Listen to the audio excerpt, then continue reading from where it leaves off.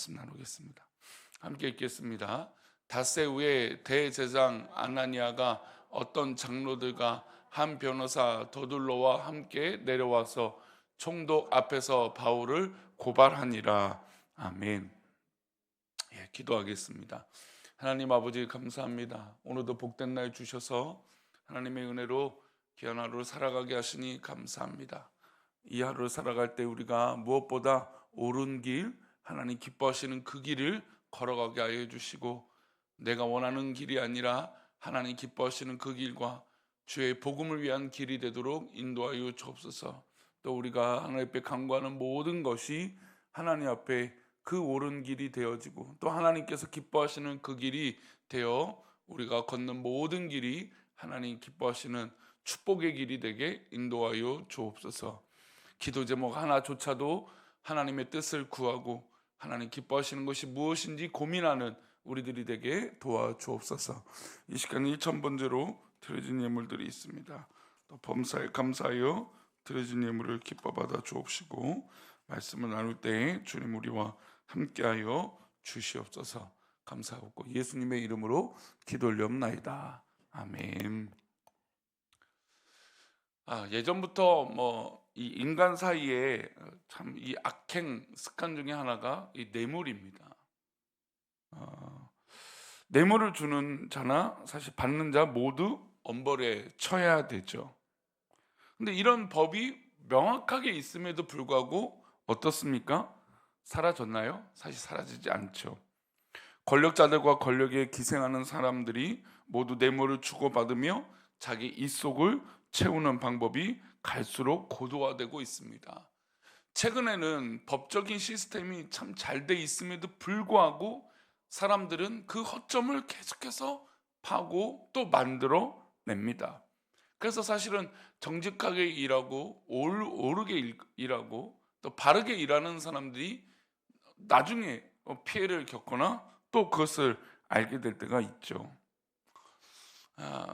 이 중국에 우리가 잘 알다시피 유명한 이 뇌물 문화가 있죠. 이 관시라고 하는 이 뇌물 문화, 한때 드라마에서 아주 유행시켰던 단어이기도 합니다. 근데 실제로 중국 선교사님들 얘기를 들어보면, 물론 이제 이 선교사가 이제 쫓겨나고 이런 일이 겪을 때는 이런 관시나 이런 거는 국가적인 일이었기 때문에 사실 이제 그건 통하지 않았지만, 사소한 일이든 아니면 중대한 일이든 어떤 조금만 뇌물만 줘도 어떤 일들이 술술 풀리게 된다라는 것을 이야기한 것을 들은 적이 있습니다.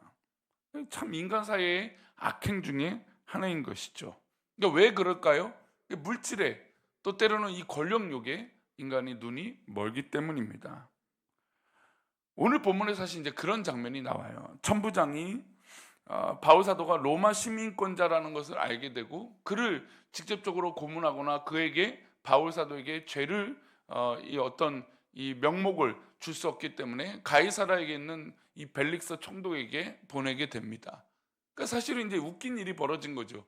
자기들이 처벌할 줄 알고 고문하고 또 제명을 주려고 했는데 로마 시민이니까 그렇게 할 수 없었습니다. 그래서 그것을 뒤엎기 위해서 이 바울 사도를 이제 가이사라로 보낸 거죠. 벨릭스 앞에 보내게 됩니다. 근데 더 재미있는 것은 사실은 본인들이 잡아서 어떻게든 신문하려고 했는데 이제는 누구를 지키는 군사들이 됐습니까? 바울 사도를 지키는 군사들이 됐습니다. 왜냐하면 유대인들이 바울 사도를 죽이려고 금식을 하고 먹지 않은 사람들이 40여 명이나 있었기 때문이에요. 그러니까 이 천부장 입장에서는 바울 사도를 보호해야 돼요. 만약에 사고라도 나면 로마 시민을 죄 없는데 어떤 사고를 일으켰기 때문에 다 고스란히 책임을 이 천부장이 겪기 때문입니다. 그래서 이제 상황이 사실은 조금 역전이 된 거죠. 그런 가운데 이 유대인들이 어쩔 수 없이 이제 이 가이사라에 있는 이 벨리스 총독에게 정식으로 고발을 합니다. 그러니까 이제 절차가 있어야 되잖아요. 그 절차를 만들기 위해서 정식으로 고발을 하는데, 오늘 그 본문이 1절에 그렇게 시작을 합니다. 함께 읽겠습니다. 닷새 후에 대제사장 아나니아가 어떤 장로들과 한 변호사 더둘로와 함께 내려와서 총독 앞에서 바울을 고발하니라. 유대 종교 지도자인 이 아나니아, 이들은 조금도 반성하는 기미가 없습니다.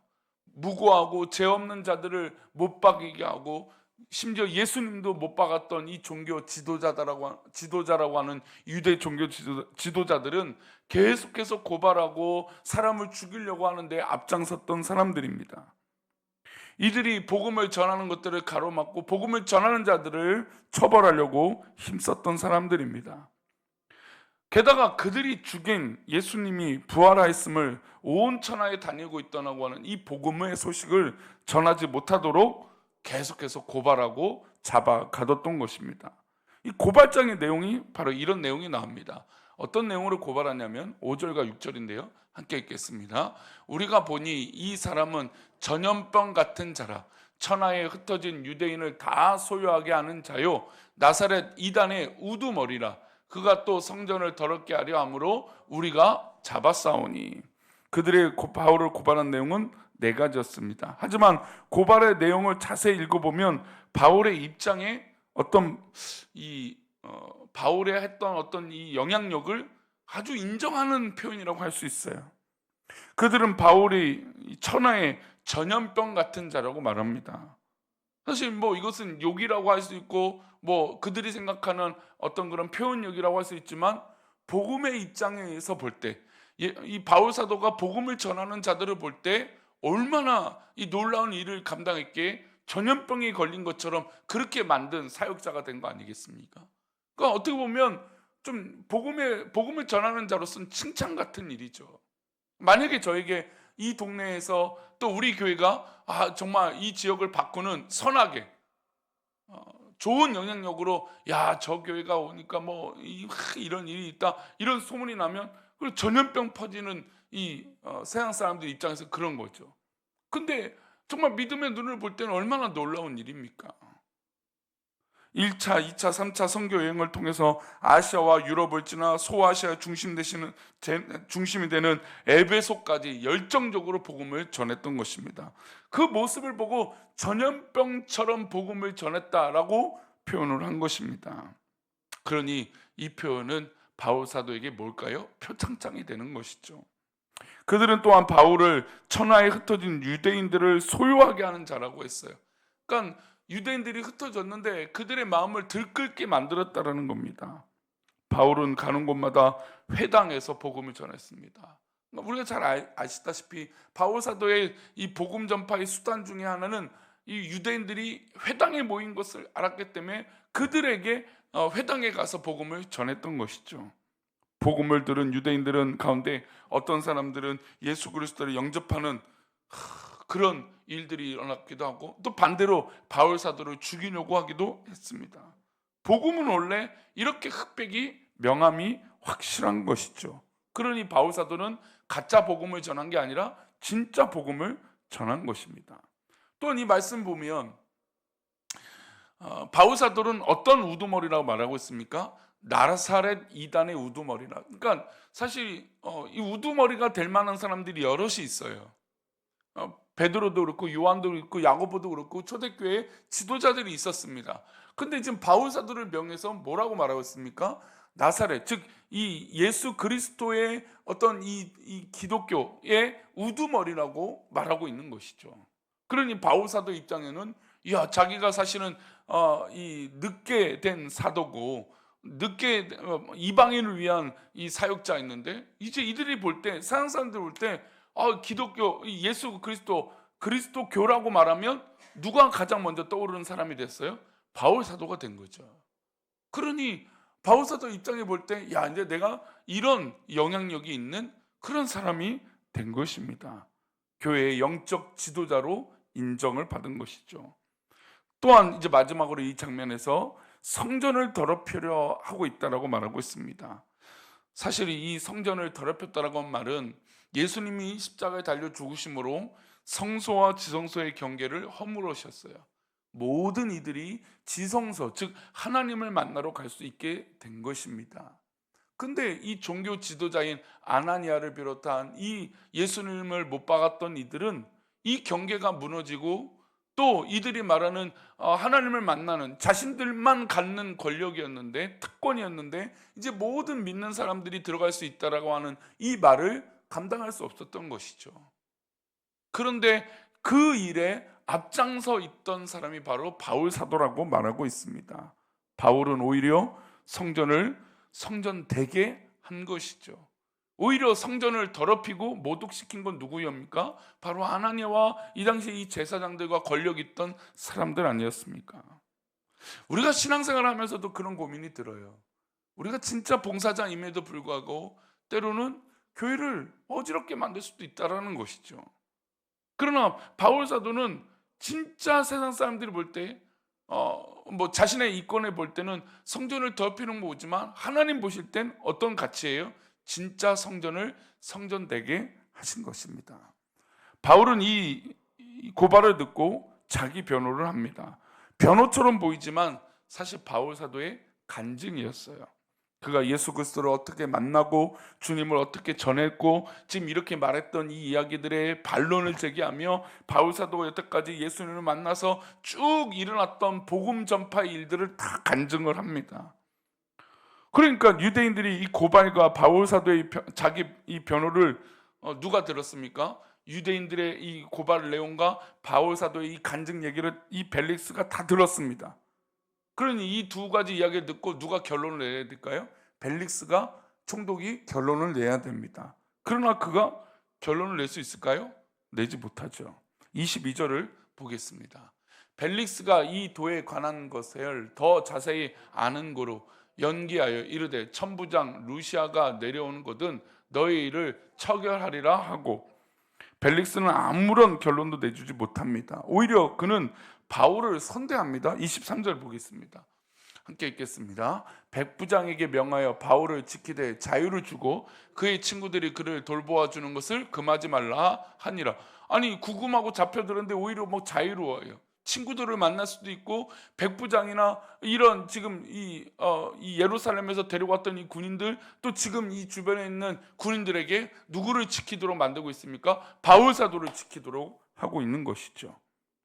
여기까지 보면 벨릭스가 바울 사도의 간증을 잘 들은 것 같아요. 그러니까 이 좋은 영향력으로 나타나고 있죠. 그래서 그는 한 걸음 더 나아가 그의 아내, 그러니까 바울 사도가 그의 아내에게 복음을 전합니다. 그리고 그 복음을 함께 경청해요. 24절과 25절입니다. 수일 후에 벨릭스가 그의 아내 유대 여자 두루실라와 함께 와서 바울을 불러 그리스도 예수 믿는 도를 듣거늘 바울이 의와 절자와 장차 오는 심판을 강론하니, 벨릭스가 두려워하여 대답하되 지금은 가라, 내가 틈이 있으면 너를 부리리라 하고. 지금 벨릭스는 그의 아내와 함께 바울 사도의 이 이야기를 들었어요. 사실 굉장히 중요한 사인이죠. 그리고 중요한 변화죠. 벨릭스가 이 바울 사도의 그때 간증한 이야기를 듣고 이렇게 놀라운 일이 있구나, 도전을 받은 거예요.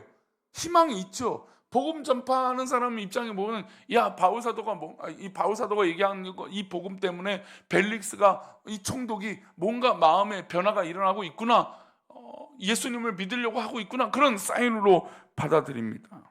그래서 여기서 한 걸음만 좀 더 나가면 유대의 벨릭스가, 총독 벨릭스가 예수님을 영접하는 놀라운 일들이 일어나는구나, 그런 일이 일어날 것만 같았습니다. 그런데 이제 이 본문을 보면 그런 일이 있었을까요? 그런 일이 일어나지 않습니다. 오히려 이 벨릭스의 속셈이 있습니다. 26절과 27절입니다. 함께 읽겠습니다. 동시에 또 바울에게서 돈을 받을까 바라는 고로 더 자주 불러 같이 이야기하더라. 이태가 지난 후 보르기오 베스도가 벨릭스의 소임을 이어받으니 벨릭스가 유대인의 마음을 얻고자 하여 바울을 구류하여 두니라. 이 벨릭스의 마음에 뭐가 있었습니까? 돈을 받을까, 서론에 말씀드린 대로 뇌물을 받을까.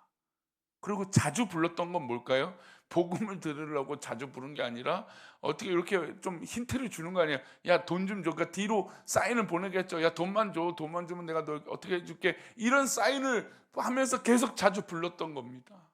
근데 바울 사도는 그럴 의도가 없죠. 순수하게 복음을 전하고 자신이 변했던 이야기를 했던 겁니다. 그래서 사도행전 24장을 보면 정말 바울 사도의 이 간증이 다 녹아져 있어요. 근데 그 이야기를 듣는데 사실 우리는 24장을 읽으면 바울 사도의 놀라운 변화의 이 간증이 정말 뜨거운 간증으로 들리는데 믿지 않는 사람에게는 받아들이지 않는 것이죠. 게다가 이 벨릭스의 마음에는 돈, 뇌물을 원했던 것입니다.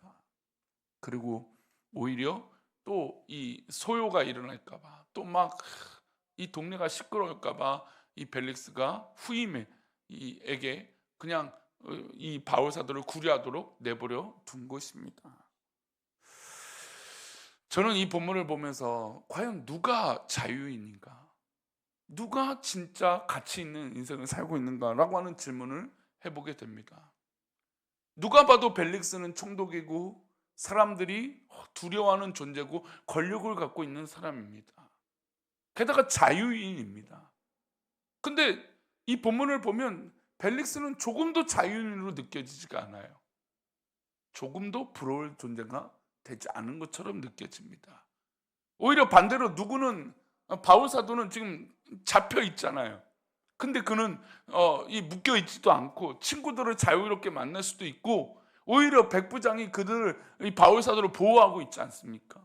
그리고 그런 상황인데도 복음을 전해요. 그럼 과연 누가 자유인입니까? 바울 사도가 자유인 아닌가요? 우리가 이 땅에 살아가면서 이런 일들이 수도 없이 일어나요. 세상을 시끄럽게 하는 요즘 이 시대에 뉴스를 틀면 자꾸 교회 나와서 참으로 안타까워요. 뭐 우리 교단과 여러 교단이 뭐 이 문제 때문에 시국선언을 한다 만다 지금 막 이러고 있어요. 자꾸 교회 이름이 등장하니까. 그런 모습을 보면서 과연 누가 자유인일까? 또 이 세상을 바라보면 누가 자유인이고 누가 믿음으로 서 있는 사람인가? 그런 고민을 하게 됩니다. 이 새벽에 나와 기도하는 우리 성도님들 바울 사도처럼 진정한 믿음의 자유인들이 되시기를 바랍니다. 하나님 기뻐하시는 믿음으로 붙들린 복음으로 붙들린 하나님 말씀으로 붙들린 진정한 자유함이 우리 모두에게 있기를 축원합니다. 기도하겠습니다. 하나님 아버지, 정말로 이 약한 시대에 너무나 많은 악한 것이 우리를 괴롭게 하고 우리를 어렵게 만듭니다.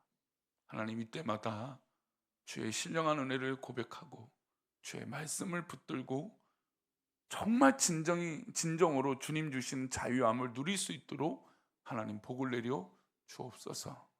우리의 진정한 믿음의 가치가 어디 있는지 돌아보게 하여 주옵소서. 우리들을 그렇게 지키시고 인도하여 주실 것을 믿사옵고 예수 그리스도 이름으로 기도 올리옵나이다. 아멘.